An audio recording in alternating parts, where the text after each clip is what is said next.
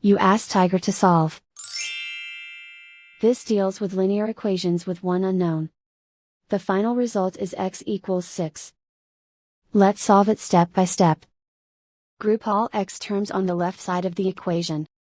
Add 25x to both sides. Group like terms. Simplify the arithmetic. Group like terms. Simplify the arithmetic. Group all constants on the right side of the equation. Subtract 400 from both sides. Simplify the arithmetic.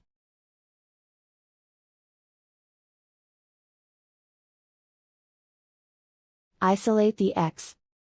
Divide both sides by 100. Simplify the fraction.